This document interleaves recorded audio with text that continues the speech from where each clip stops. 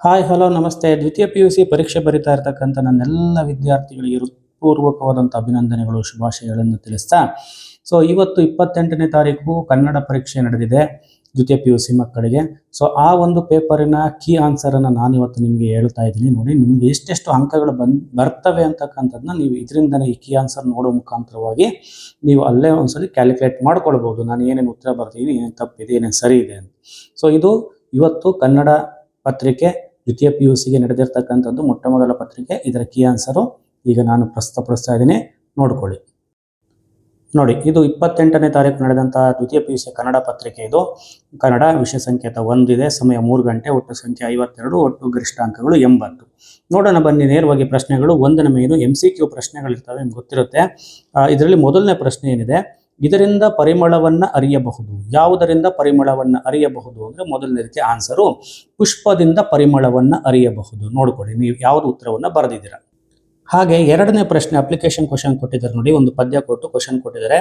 ಚಿಗುರೆಂದು ಮೇಲೆ ಬೇವು ಸ್ವಾದವಪ್ಪುದೆ ಸ್ವಾದವು. ಎರಡನೇ ಕ್ವಶನ್ ಅಪ್ಲಿಕೇಶನ್ ಕ್ವಶನ್ ಕೊಟ್ಟಿದ್ದಾರೆ. ನೋಡಿ, ಒಂದು ಪದ್ಯ ಕೊಟ್ಟು ಕ್ವಶನ್ ಕೊಟ್ಟಿದ್ದಾರೆ. ಚಿಗುರೆಂದು ಮೇಲೆ ಬೇವು ಸ್ವಾದಬಹುದೇ, ಚೇಳ್ ಚಿಕ್ಕದೆಂದಳಕರಿಯಂ ತೆಗೆಯಲ್ ಕಚ್ಚದೆ, ಪಾಲ ನೋಡಿ ಪಣಿಯಂ ಸಾಕಲ್ಕೆ ವಿಶ್ವಾಸಿಯ, ಕಗಂ ಸಾಕುವೆನೆಂದು ಗೂಗೆ ಮರಿಯಂ ಸಂಪ್ರೀತಿಯಿಂದ ಹೋವರೆ, ಪಗೆಯಂ ಬಾಲಕನೆಂಬರೆ ಹರಹರ ಶ್ರೀ ಚನ್ನ ಸೋಮೇಶ್ವರ. ಕ್ವಶನ್ ಏನಾಗಿದೆ, ಈ ಪದ್ಯ ಭಾಗಕ್ಕೆ ಸಂಬಂಧಿಸಿದಂತೆ ಕೆಳಗಿನ ಯಾವ ಹೇಳಿಕೆಗಳು ಸರಿಯಾದ ಜೋಡಿಯಾಗಿವೆ? ಸರಿಯಾದ ಜೋಡಿ, ಇದು ಹಿಡ್ಕೋಬೇಕು ನೀವು. ನೋಡೋಣ, ಆಪ್ಷನ್ಗಳೇನಿದೆ. ಉಪಾಯ ಬಲ್ಲವನಿಗೆ ಅಪಾಯವಿಲ್ಲ, ಶತ್ರುವನ್ನು ಕಿರಿಯವೆಂದು ಭಾವಿಸಬಾರದು, ಹುಟ್ಟುಗುಣ ಸುಟ್ಟರು ಹೋಗೋದು, ಚಿಕ್ಕದೆಂದು ಯಾವುದನ್ನು ಉಪೇಕ್ಷಿಸಬಾರದು. ಆಯ್ಕೆಗಳು ಹೆಂಗಿದಾವೆ? 3 ಮತ್ತು 4 ಸರಿ, 1 ಮತ್ತು 2 ಸರಿ, 2 ಮತ್ತು 4 ಸರಿ, 1 ಮತ್ತು 4 ಸರಿ ಅಂತ ಇದಾವೆ. ಈಗ ಇದ್ರಾಗ ಚಾಯ್ಸ್ ಮಾಡ್ಬೇಕು, ಇದ್ರಾಗ ಯಾವ್ದು ಸರಿಯಾದ ಜೋಡಿ? ಉಪಾಯ ಬಲ್ಲವನಿಗೆ ಅಪಾಯವಿಲ್ಲ, ಈ ಪದ್ಯಕ್ಕೆ ಇದು ಸಂಬಂಧ ಪಡ್ತಾ ಇಲ್ಲ. ಶತ್ರುವನ್ನ ಕಿರಿಯ ಎಂದು ಭಾವಿಸಬಾರದು, ಇದು ಇದಕ್ಕೆ ಸಂಬಂಧಪಟ್ಟಿದೆ. ಹುಟ್ಟರು ಗುಣ ಸುಟ್ಟರು ಹೋಗೋದು, ಈ ಪದ್ಯಕ್ಕೆ ಇದು ಸಂಬಂಧ ಇಲ್ಲ. ಚಿಕ್ಕದೆಂದು ಯಾವುದನ್ನು ಉಪೇಕ್ಷಿಸಬಾರದು. ಮತ್ತೆ ಇಲ್ಲಿ ಸರಿಯಾಗಿರ್ತಕ್ಕಂಥ 2 ಆಪ್ಷನ್ಗಳು 2 ಮತ್ತು 4. 2 ಮತ್ತು 4 ಎಲ್ಲಿ ಸರಿ ಇದೆ ನೋಡಿ, 3ನೇ ಆಪ್ಷನ್ ಅಲ್ಲಿ ಸರಿ ಇದೆ. 2 ಮತ್ತು 4 ಸರಿ. ಈ ಉತ್ತರ ಬರೆದಿದ್ರೆ ನಿಮಗೆ 1 ಅಂಕ ಸಿಗುತ್ತೆ. ಹಾಗೆ 3ನೇ ಪ್ರಶ್ನೆ, ಜಾಲಿಯ ರಸಸ್ವಾದವು ಹೇಗಿರುತ್ತದೆ? ಜಾಲಿಯ ರಸಸ್ವಾದ ಸಿಹಿಯಾಗಿರುತ್ತಾ, ಹುಳಿಯಾಗಿರುತ್ತಾ, ವಿಷವಾಗಿರುತ್ತಾ, ಉಪ್ಪಿನಂತಿರುತ್ತಾ? ನಮ್ಮ ಪದ್ಯ ಭಾಗದಲ್ಲಿ ಬಂದಿರೋದೇನೋ ವಿಷದಂತೆ ಇರುತ್ತಿಹ ಅಂತ ಬಂದಿದೆ. ಹಾಗೆ 4ನೇದು, ಜೀಸಸ್ಸನ ಶಿಲುಬೆಗೇರಿದವರು ಇವರ ವಕಾಲತ್ತು ನಡೆಸಿದವರು ಯಾರು? ಯಜಾಕಾರರು, ಏಸು, ರೋಮನ್, ಬರಬ್ಬನ ಅಂತ ಆನ್ಸರು ಸರಿ ಇದೆ. ಕವಯತ್ರಿ ಸುಕನ್ಯಾ ಮಾರುತಿ ಹೇಳಿರುವಂತೆ ಜನರಿಗೆ ಇದಕ್ಕೆ ಗತಿಯಿಲ್ಲ. ಯಾರಿಗೆ? ಜನರಿಗೆ ಇದಕ್ಕೆ ಗತಿ ಇಲ್ಲ ಅಂತ ಹೇಳ್ತಾರೆ. ಜನರಿಗೆ ಏನು ಗತಿ ಇಲ್ಲ ಅಂದ್ರೆ ಗಂಜಿಗೆ ಗತಿ ಇಲ್ಲ ಅಂತ ಹೇಳ್ತಾರೆ. ದನಗಳಿಗೆ ನೀರಿಲ್ಲ ಅಂತ ಹೇಳ್ತಾರೆ, ಜನಗಳಿಗೆ ಗಂಜಿ ಇಲ್ಲ ಅಂತ ಹೇಳ್ತಾರೆ. ಹಾಗೆ ಗದ್ಯ ಭಾಗದಿಂದ ಒಂದು ಅಪ್ಲಿಕೇಶನ್ ಕ್ವಶನ್ ಕೊಟ್ಟಿದ್ದಾರೆ. ನೋಡಿ, ನಮ್ಮ ವೈದ್ಯ ಲೋಕಬಲ್ಲ ಅತ್ಯಂತ ಪ್ರಾಮಾಣಿಕ ಪ್ರತಿಭಾವಂತ ಡಾಕ್ಟರ್ ತಿಮ್ಮಪ್ಪ ಈ ಕಣ್ಣಿನ ರೋಗ ಅವರ ವಲಯಕ್ಕೆ ಸೇರಿದ್ದು, ನೀನು ಅವರನ್ನು ನೋಡಿದರೆ ಮಾತ್ರ ಇರುವ ಒಂದು ಕಣ್ಣು ಉಳಿಯುತ್ತದೆ. ಕ್ವಶನ್ ಇದು ಸೆಂಟೆನ್ಸ್ ತಗೊಂಡಿದ್ರೆ ಕ್ವಶನ್ ಇಲ್ಲಿದೆ. ಈ ಚಂದ್ರಪ್ಪನವರ ಮಾತುಗಳು ಕೆಳಗಿನ ಯಾವ ಹೇಳಿಕೆಯನ್ನು ಸಮರ್ಥಿಸುತ್ತದೆ? ಯಾವ ಹೇಳಿಕೆ ಸಮರ್ಥಿಸುತ್ತೆ? ತಿಮ್ಮಪ್ಪನವರ ಬಗ್ಗೆ ಅಭಿಮಾನ, ತಿಮ್ಮಪ್ಪನವರ ಬಗ್ಗೆ ಅಸಹನೆ, ತಿಮ್ಮಪ್ಪನವರ ಬಗ್ಗೆ ಕೋಪ, ತಿಮ್ಮಪ್ಪನ ಬಗ್ಗೆ ಅಗೌರವ ಅಂತ. ಆನ್ಸರ್ ಬಂದು 1ನೇದಿದೆ, ತಿಮ್ಮಪ್ಪನವರ ಬಗ್ಗೆ ಅಭಿಮಾನ. ಹಾಗೆ 7th ಒನ್, ಇದು ಕಲಾಂ ಅವರ ಆತ್ಮಚರಿತ್ರೆ ಹೆಸರು. ಇದು ಕಲಾಂ ಅವರ ಆತ್ಮಚರಿತ್ರೆ ಹೆಸರು ಯಾವುದು? Wings of fire. ನೇರವಾದಂಥ ಪ್ರಶ್ನೆ. ನಾಟಕಕ್ಕೆ ಬಂದರೆ, ದೀರ್ಘಗದ್ಯಕ್ಕೆ ಬಂದರೆ, ನಿರೂಪಕರ ಗೆಳೆಯ ಪ್ರಕಾಶ್. ಯಾರ ಪ್ರಕಾಶ್ ಏನಾಗಿದ್ರು? ಇಕಾಲಜಿಸ್ಟ್. ಪ್ರಕಾಶ್ ಇಕಾಲಜಿಸ್ಟ್ ಗೆಳೆಯ ನಿರೂಪಕರ. ನೋಡಿ, ಇದು ಆನ್ಸರು 1ನೇದು. ಹಾಗೆ 9th ಒನ್ನಿಗೆ ಬಂದರೆ, ಆನೆ ಶಾಸ್ತ್ರದವರು ಈಗೆಂದು ಭವಿಷ್ಯ ನೋಡಿದ್ರು. ಏನು ಭವಿಷ್ಯ ನೋಡಿದ್ರು? ನೋಡಿ, ನೇರವಾದಂಥ ಉತ್ತರಕ್ಕೆ ಹೋಗ್ತೀನಿ ನಾನು. ಈ ಆನೆಯಿಂದ 5 ಜನರ ಪ್ರಾಣ ಕಳೆದುಕೊಳ್ಳುತ್ತಾರೆ ಅಂತ ಭವಿಷ್ಯವನ್ನು ನೋಡಿದ್ದು. 2 ಮಾರ್ಕ್ಸ್ಗೂ ಬಂದಿರುತ್ತೆ ಅದು. ಹಾಗೆ 10ನೇದು ಕೊನೆಯದು ಅಪ್ಲಿಕೇಶನ್ ಕ್ವಶನ್ ಇದೆ. ನೋಡಿ, ಇದರಲ್ಲಿ ಸ್ವಲ್ಪ ಎಡವಿರ್ತಾರೆ ಮಕ್ಕಳು. ಆನೆ ಅಷ್ಟು ದೊಡ್ಡ ಪ್ರಾಣಿಯಾದರೂ ಸುಳುವೆ ಕೊಡದಂತೆ ತಂಗಾಳಿಯಂತೆ ಓಡಾಡಬಲ್ಲದು ಎನ್ನುವುದು ನಾಗರಾಜನ ಸರ್ವಿಸ್ನಲ್ಲಿ ಎಷ್ಟೋ ಸಾರಿ ಗಮನಕ್ಕೆ ಬಂದಿತ್ತು. ಅದಕ್ಕೆ ಅವನು ಮೈಯೆಲ್ಲ ಕಣ್ಣಾಗಿ ಕುಳಿತಿದ್ದ ಅಂತ ಒಂದು ಸೆಂಟೆನ್ಸ್ ತಗೊಂಡಿದ್ದಾರೆ. ಇಲ್ಲಿ ಆನೆಯನ್ನ ಕುರಿತು ಹೇಳಿರುವ ಮಾತಿನಲ್ಲಿ ಮೂಡಿರುವ ಭಾವ ಯಾವುದು? ಆಪ್ಷನ್ಗಳಿದೆ ನೋಡಿ. ಆನೆ ದೊಡ್ಡ ಪ್ರಾಣಿ, ಅದು ಅಸೂಕ್ಷ್ಮವಾಗಿರುತ್ತದೆ. ಆನೆ ದೊಡ್ಡ ಪ್ರಾಣಿ, ಅದು ಗದ್ದಲ ಮಾಡಿಕೊಂಡೇ ಓಡಾಡುತ್ತದೆ. ಆನೆ ದೊಡ್ಡ ಪ್ರಾಣಿ, ಅದು ಸೂಕ್ಷ್ಮವಾಗಿ ವರ್ತಿಸುತ್ತದೆ. ಆನೆ ದೊಡ್ಡ ಪ್ರಾಣಿ, ಅದು ಸೂಕ್ಷ್ಮವಾಗಿ ವರ್ತಿಸುವುದಿಲ್ಲ. ಯಾವುದು ಆನ್ಸರು ಅಂದರೆ 3ನೇದು. ಆನೆ ದೊಡ್ಡ ಪ್ರಾಣಿ, ಅದು ಸೂಕ್ಷ್ಮವಾಗಿ ವರ್ತಿಸುತ್ತದೆ. ನೀವು ಮೊದಲನೇದರಲ್ಲಿ ನೀಟಾಗಿ ಓದಬೇಕು. ಆನೆ ದೊಡ್ಡ ಪ್ರಾಣಿ ಅಸೂಕ್ಷ್ಮ ಅಂತ ಇದೆ, ಒಂದೇ ಒಂದು. ಈ ಪದ ಈ ಅಕ್ಷರ ಗಮನಿಸ್ಬೇಕು, ಸೂಕ್ಷ್ಮ ಸೂಕ್ಷ್ಮ ಕನ್ಫ್ಯೂಸ್ ಮಾಡ್ಕೊಂಡು ಇದನ್ನ ಹಾಕಿರ್ತಾರೆ ಆನ್ಸರ್ ಬಂದು ಮೂರನೇದು.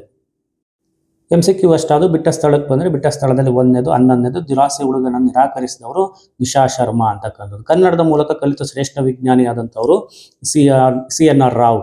ದಣಿಗಳು ಹೂಳೆತ್ತಲು ಸೂಚಿಸಿದ್ದು ಯಾರಿಗೆ? ಕುದುಪನಿಗೆ. ಇದು 3ನೇದು.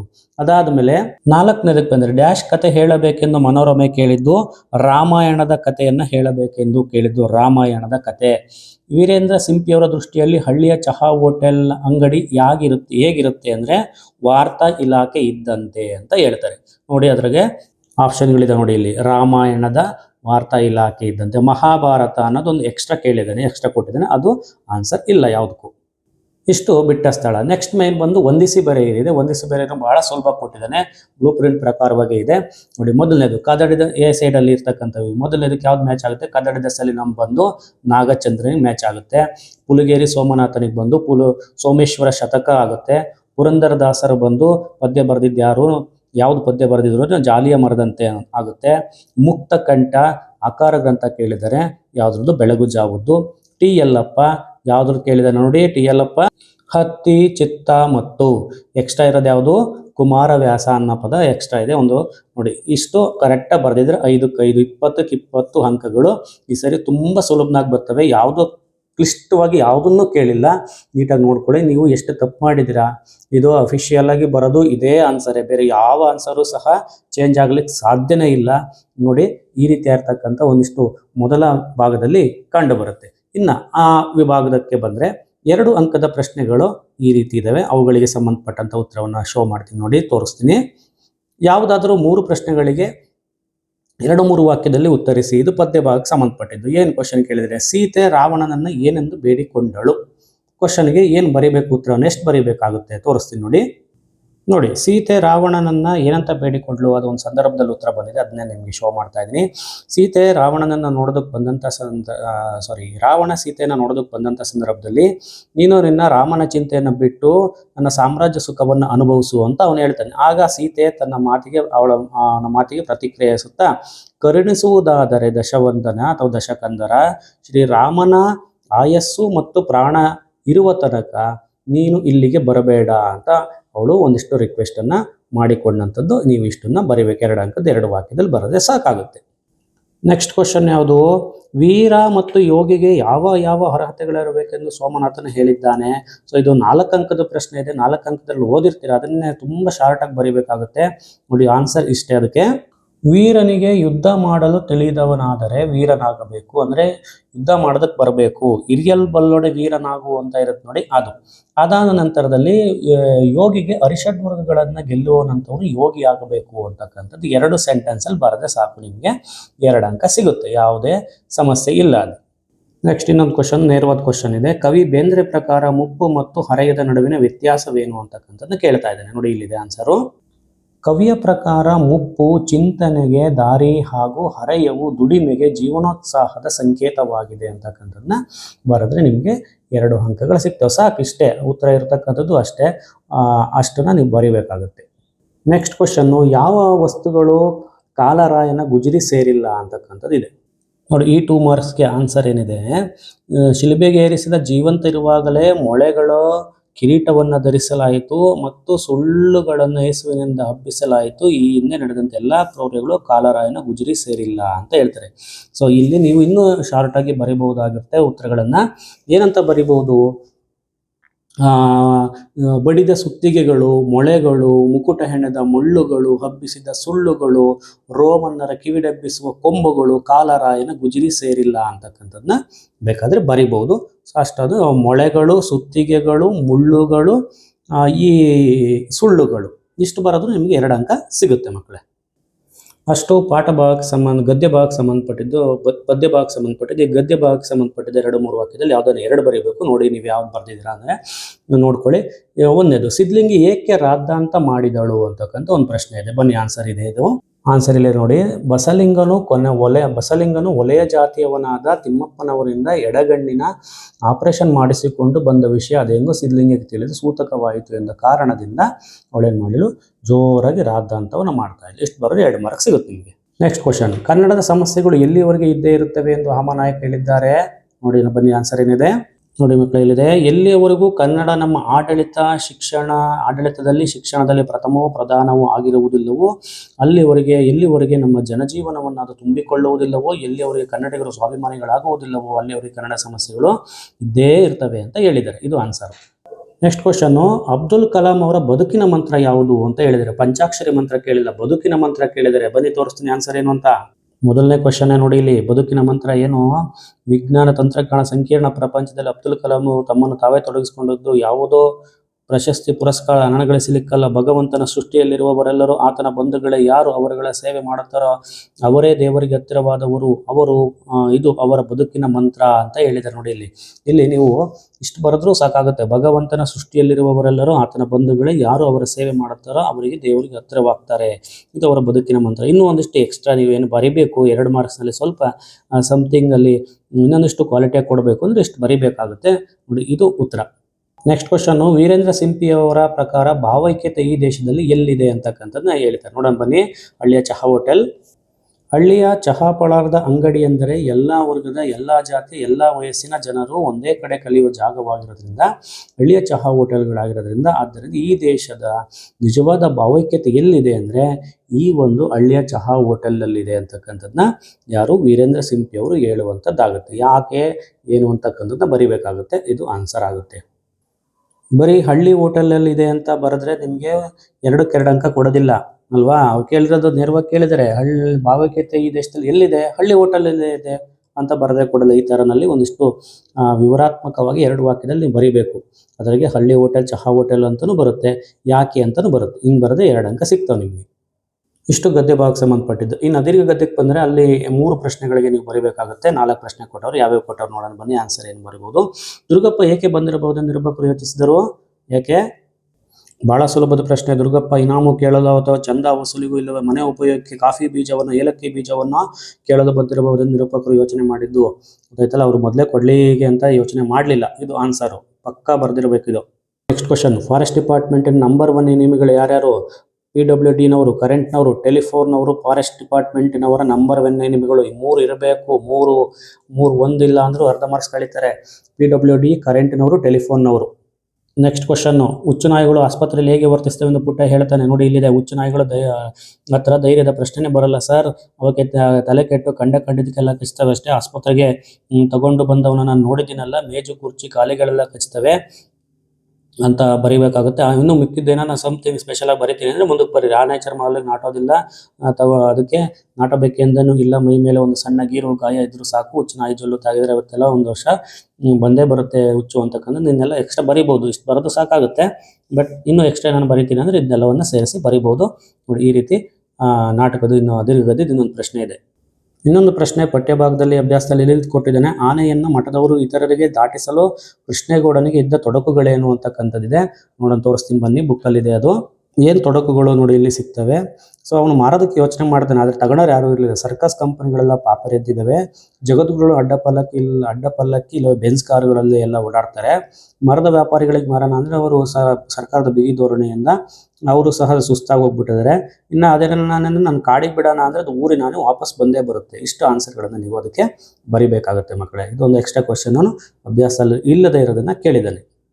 ಎಷ್ಟು 2 ಅಂಕದ ಪ್ರಶ್ನೆ ಆದರೆ ಇನ್ನು ಈ ವಿಭಾಗದಲ್ಲಿ ಸಂದರ್ಭ ಇದ್ದಾವೆ, ಗದ್ಯ ಭಾಗದ ಪದ್ಯ ಭಾಗದ ಅವನ್ನೆಲ್ಲ ಹಾಗೆ ಎಕ್ಸ್ಪ್ಲೇನ್ ಮಾಡಿದಾಗ ಹೋಗೋದೆಲ್ಲ ತೋರಿಸ್ತೀನಿ ನೋಡಿ.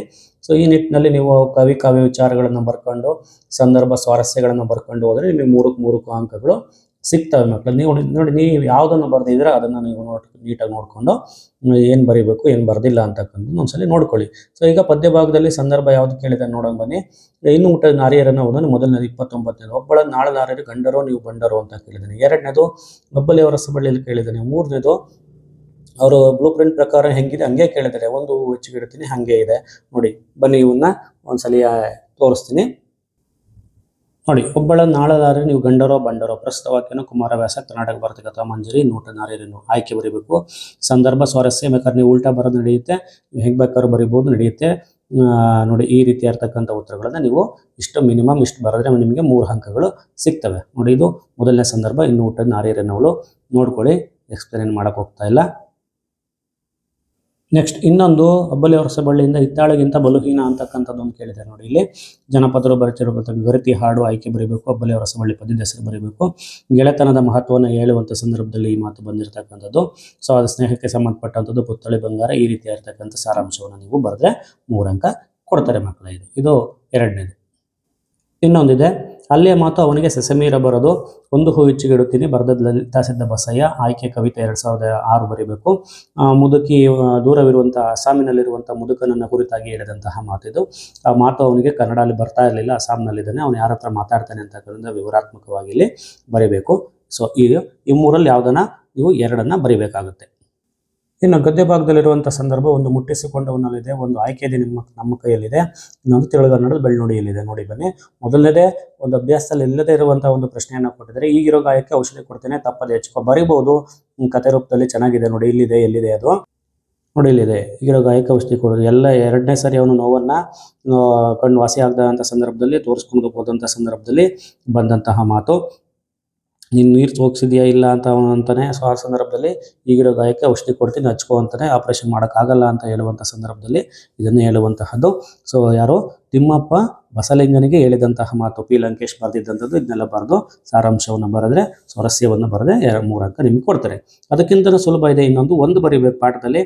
ಈ ಅದೃಷ್ಟ ನಿನಗೂ ಇತ್ತಲ್ಲೇ, ಈ ಅದೃಷ್ಟ ನಿನಗೂ ಇತ್ತಲ್ಲೇ, ನೇಮಿಚಂದ್ರ ಬರೆದಂಥದ್ದು. ಬದುಕು ಬದಲಿಸಬಹುದು ಆಯ್ಕೆ ಇದೆ ನೋಡಿ, ಆಯ್ಕೆ ಇದೆ ನಮ್ಮ ಕೈಯಲ್ಲಿ. ಸೊ ಸೀತಾನಿಗೆ ಕುರಿತಾದಂತಹ ಮಾತು ನೇಮಿಚಂದ್ರ ಹೇಳಿದಂಥದ್ದು ನೋಡಿ. ಈ ರೀತಿ ಇರತಕ್ಕಂಥ ಆನ್ಸರನ್ನು ನೀವು ಬರೆದ್ರೆ ನಿಮಗೆ ಇದಕ್ಕೆ 3 ಅಂಕ ಸಿಗ್ತವೆ ನೋಡಿ. ಇದನ್ನು ಚೆನ್ನಾಗಿ ಬರಿಬೋದು. 2ನೇದ ಈ ಅದೃಷ್ಟ ನಿನಗೂ ಇತ್ತಲ್ಲೇ ಅಂತಕ್ಕಂಥದ್ದು ಏನಿದೆ ಸಂದರ್ಭವನ್ನು ನೀಟಾಗಿ ಬರಿಬೋದು. ಇಷ್ಟು ಬರಿಬೇಕು. ಇನ್ನೊಂದು ಸಂದರ್ಭ, ಕರ್ಮಣಿ ರಸದೊಳು ಚೆಂಬಳಕಂ ಕೋದತ್ತಿರೆ. ಸೊ ಇದೊಂದಿಷ್ಟು ಕ್ಲಿಷ್ಟವಾಗುತ್ತೆ ನಿಮಗೆ. ಆಲ್ಮೋಸ್ಟ್ ಎಲ್ಲ ಇದನ್ನು ಬರೆದಿರ್ತಾರೆ ಅಂದ್ಕೊತೀನಿ. ಇಲ್ಲ 1ನೇದು ಮತ್ತು 2ನೇದು ಬರೆದಿರ್ತಾರೆ.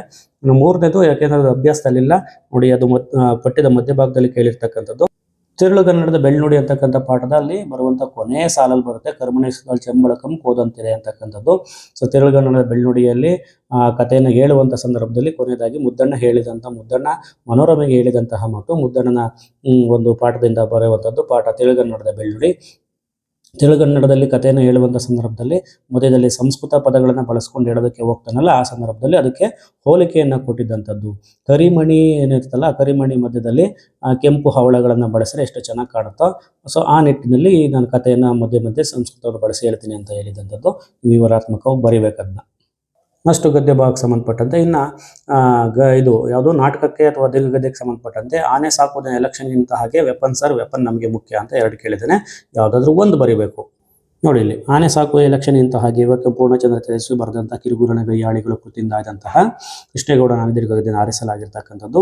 ಸೊ ಈ ರೀತಿಯಾಗಿ ನೀವು ಆಯ್ಕೆಯನ್ನು ಬರೆದು ಸಂದರ್ಭ ಬರೆದು ಸ್ವಾರಸ್ಯವನ್ನು ಬರೆದ್ರೆ ನೀಟಾಗಿ ನಿಮಗೆ 3 ಅಂಕ ಸಿಗ್ತವೆ ಮಕ್ಕಳೇ. ಇದು ಮೊದಲನೇದು. ಇನ್ನೊಂದು, ವೆಪನ್ ಸರ್ ವೆಪನ್ ನಮಗೆ ಮುಖ್ಯ, ಇಲ್ಲೇ ಇದೆ ನೋಡಿ, ವೆಪನ್ ಸರ್ ವೆಪನ್ ನಮಗೆ ಮುಖ್ಯ ಅಂತಕ್ಕಂಥದ್ದು. ಸೊ ಆಯ್ಕೆ, ಸಂದರ್ಭ, ಸ್ವಾರಸ್ಯ, ಈ ರೀತಿಯಾಗಿ ನೀವು 3 ಅಂಶಗಳಲ್ಲಿ ಬರೆದ್ರೆ ನಿಮ್ಗೆ ಏನಾಗುತ್ತೆ 3 ಅಂಕಗಳು ಖಂಡಿತ ಸಿಗುತ್ತೆ. ನಾಟಕ ಭಾಗದವು ತುಂಬ ಈಸಿ ಇದಾವೆ, ಬರೆದಿರ್ತೀರ ಆಲ್ಮೋಸ್ಟ್ ಆಲ್. ಇನ್ನು 4 ಅಂಕದ ಪ್ರಶ್ನೆಗಳಿಗೆ ಬಂದರೆ, ಪದ್ಯ ಭಾಗದಲ್ಲಿ ನೋಡಿ, ಇಲ್ಲಿ 4 ಪ್ರಶ್ನೆಗಳು ಕೇಳಿದ್ರೆ ತುಂಬ ಸರಳವಾಗಿರ್ತಕ್ಕಂಥವಿದ್ದಾವೆ. ನೋಡೋಣ ಬನ್ನಿ ಯಾವ್ಯಾವಿದ್ದಾವೆ. ರಾವಣನಲ್ಲಿ ಕಂಡುಬರುವ ಪಶ್ಚಾತ್ತಾಪವನ್ನು ಕವಿ ಹೇಗೆ ನಿರೂಪಿಸಿದ್ದಾರೆ ವಿವರಿಸಿ ಅಂತಕ್ಕಂಥದ್ದು ಕ್ವಶನ್ ಇದೆ ನೋಡಿ. ಸೊ ಅದಕ್ಕೆ ಕ್ವಶನ್ ಈ ರೀತಿಯಾಗಿ ನಾವು ಕವಿ ಕಾವ್ಯ ವಿಚಾರವನ್ನು ಬರೆದು ಆಮೇಲೆ ಆನ್ಸರ್ಗಳಿಗೆ ಶುರು ಮಾಡಬೇಕು ನೋಡಿ. ಈ ರೀತಿಯಾಗಿರ್ತಕ್ಕಂಥ ಒಂದು ಮಿನಿಮಮ್ ಆಗಿ ಅದರಲ್ಲಿ ಬರುವಂಥ ಏನು ಪ್ರಮುಖ ಅಂಶಗಳಿದ್ದಾವೆ ಅವು ಪ್ರಮುಖ ಅಂಶಗಳನ್ನು ಬರೆದು ನಿಮಗೆ 4 ಅಂಕ ಸಿಗುತ್ತೆ ನೋಡಿ. ರಾವಣಂತ ನಾಪ್ತರಿಗೆ ಸೀತೆ ಗುಣ ಪರಿಪಾಲನೆ ಮಾಡೋದಲ್ಲಿ ರಾಮನಿಗೆ ಮೋಸ ಮಾಡಲಿಲ್ಲ, ದಿವ್ಯ ವಸನ ರಾಗ ಮನಸೋಲದೆ ಕೇಚರ ರಾಜಲಕ್ಷ್ಮಿಯನ್ನು ತೊಡ ಸಮಾನವೆಂದು ಭಾವಿಸಿದಳು. ಸೊ ಈ ರೀತಿಯಾಗಿ ನೀವು ಎಲ್ಲ ನೋಡ್ಕೊಳ್ಳಿ. ಬೇಕಾದ್ರೆ ವಿಡಿಯೋವನ್ನು ಪಾಸ್ ಮಾಡಿಕೊಂಡು ನೀಟಾಗಿ ನೋಡ್ಕೊಳ್ಳಿ. ಇದೆಲ್ಲದೂ ಮೈನ್ ಪಾಯಿಂಟ್ಗಳಿದ್ದರೆ ನಿಮಗೆ ಏನಾಗುತ್ತೆ 4 ಅಂಕಗಳು ಸಿಗ್ತವೆ ಮಕ್ಕಳೇ. ಇನ್ನೊಂದು, ಇನ್ನು ಊಟದ ನಾರಿಯರನವನಲ್ಲಿ ಕೇಳುತ್ತಾನೆ, ತನಗೆ ಒದಗಿದ ಸಂಕಟವನ್ನು ಹೇಳಿಕೊಳ್ಳೋ ದ್ರೌಪದಿ ಸ್ವಗತ ನುಡಿಗಳು ಯಾವುವು ಅಂತ ಮೊದಲನೇ ಕ್ವಶನ್ ಇದೆ.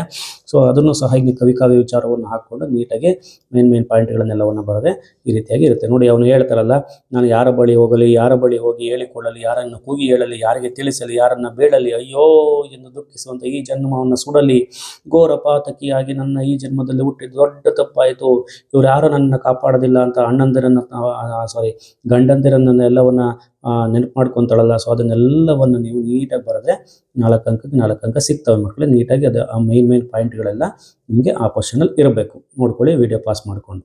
ನೆಕ್ಸ್ಟ್ ಇನ್ನೊಂದು ಕ್ವಶನು ಮುಂಬೈ ಜಾತಕದಿಂದ ಬಂದಿದೆ. ಮಗು ಕಲಿತದನ್ನು ಮತ್ತು ವಿದ್ಯಾಭ್ಯಾಸ ಮಾಡುವ ವಿವರಗಳನ್ನು ವಿಶ್ಲೇಷಿಸಿ ಅಂತ ಕವಿ ಕಾವ್ಯ ವಿಚಾರ ಬರೆದು ಮಗು ಹೇಗೆ ಕಲಿತು, ವಿದ್ಯಾಭ್ಯಾಸ ಹೇಗೆ ಮಾಡ್ತು ಅಂತಕ್ಕಂಥದ್ದನ್ನ ಹೇಳಬೇಕಾಗುತ್ತೆ. ಸೊ ಇದನ್ನು ಸಹ ಚೆನ್ನಾಗಿ ಬರಿಬೋದು. ಕವಿತೆಯಲ್ಲಿ ಮಗು ಏನೇನು ಕಲಿತು, ಅದರ ನಿಯಮಗಳೇನು, ಫುಟ್ಪಾತಲ್ಲಿ ನಡೆದಿದ್ದು, ರಸ್ತೆ ದಾಟುವಾಗ ಎಚ್ಚರಿಕೆ ನೀಡಿದ್ದು, ತಾಯಿ ಅವಳನ್ನು ಹೇಗೆ ಬೆಳೆಸಿದ್ದು, ಎಲ್ಲಾದರೂ ಹೋಗೋ ಮುನ್ನುಗ್ಗು, ಬೇರೂರು, ಹೀರು, ಅವಕಾಶಗಳನ್ನ ಉಪಯೋಗಿಸ್ಕೊ ಅಂತ ಹೇಳಿದಂಥದ್ದು. ಇನ್ನು ಶಾಲಾ ಕಾಲೇಜುಗಳಲ್ಲಿ ಕಲಿತಿದ್ದು ತುಂಬ ಕಡಿಮೆ, 100 ಜಾಹೀರಾತುಗಳ ರೇಡಿಯೋ ಸಿಲೋನ್ಗಳಿಂದ ಕಲಿತಿದ್ದು ಜಾಸ್ತಿ. ಜೊತೆಗೆ ಬಸ್ ಸ್ಟಾಪ್ನಲ್ಲಿ ಬಣ್ಣ ಕಡೆಗೆ ನೋಡಿದ್ದು. ಈ ರೀತಿಯಾಗಿ ಮಗು ಕಲಿತದ್ದು ಮತ್ತೆ ವಿದ್ಯಾಭ್ಯಾಸವಾದದಲ್ಲಿ ಕಲಿತದ್ದಂಥದ್ದನ್ನ ನೀಟಾಗಿ ಎಕ್ಸ್ಪ್ಲೇನ್ ಮಾಡ್ತಾ ಹೋಗ್ಬೇಕು. ಇಷ್ಟು ಇನ್ನೊಂದು ಕ್ವಶನ್ನು. ಇನ್ನೊಂದಿದೆ ಅಪ್ಲಿಕೇಶನ್ ಕ್ವಶನ್ 40ನೇದು. ಒಂದು ವಚನಗಳಲ್ಲಿ ತಗೊಂಡಿದ್ದೇನೆ. ಈ ಸಲ ತುಂಬ ಸುಲಭನಾಗಿದೆ. ಒಲೆ ಹತ್ತಿ ಉರಿದರೆ ನಿಲ್ಲಬಹುದಲ್ಲದೆ ದರೆ ಹತ್ತಿ ಉರಿದರೆ ನಿಲ್ಲಬಾರದು. ಏರಿ ನೀರುಂಬಡೆ ಬೇಲಿ ಕೈಯ ಮೇವಡೆ, ನಾರಿ ಮನೆ ತನ್ನ ಮನೆಯಲ್ಲಿ ಕಳುವಡೆ, ತಾಯ ಮೊಲೆವಾಲು ನಂಜಾವಾಗಿ ಕೊಳುವಡೆ, ಇನ್ನಾರಿಗೆ ದೂರುವೆ ಕೂಡಲ ಸಂಗಮ ದೇವ. ಕ್ವಶನ್ಗಳು 3 ಕ್ವಶನ್ ಇದಾವೆ. ಯಾವಾಗ ನಿಲ್ಲಬಹುದು, ಯಾವಾಗ ನಿಲ್ಲಬಾರದು ಅಂತಕ್ಕಂಥದ್ದನ್ನ 2 ಪ್ರಶ್ನೆ ಆಗಿದ್ದಾವೆ. ಯಾವಾಗ ನಿಲ್ಲಬಹುದು, ಒಲೆ ಹತ್ತಿ ಉರಿದಡೆ ನಿಲ್ಲಬಹುದು. ಇಷ್ಟು ಬರದೆ ಸಾಕು, ನಿಮ್ಗೊಂದು ಮಾರ್ಕ್ ಬಂದ್ಬಿಡುತ್ತೆ. ಇದು ತುಂಬ ಸುಲಭ ಇದೆ. ಯಾವಾಗ ನಿಲ್ಲಲಾಗದು, ದರೆ ಹತ್ತಿ ಉರಿದಡೆ ನಿಲ್ಲಲಾಗದು ಅಂತ ಬರೆದ್ರೆ ಆಯ್ತು. ರಕ್ಷಕರಾದವರು ಭಕ್ಷಕರಾದವು ಒದಗುವ ಸಂಕ್ಷಿಪ್ತವಾಗಿ ವಿವರಿಸಿ ಅಂದರೆ ಇವನ್ನೆಲ್ಲವನ್ನ ಬರಿಬೇಕಾಗುತ್ತೆ. ಒಲೆ ಹತ್ತಿ ಉರಿಯುವಂಥ ಸಂದರ್ಭದಲ್ಲಿ ನಾವು ನಿಲ್ಲೋದಕ್ಕೆ ಸಾಧ್ಯವಾಗ್ತಾ ಇಲ್ಲ.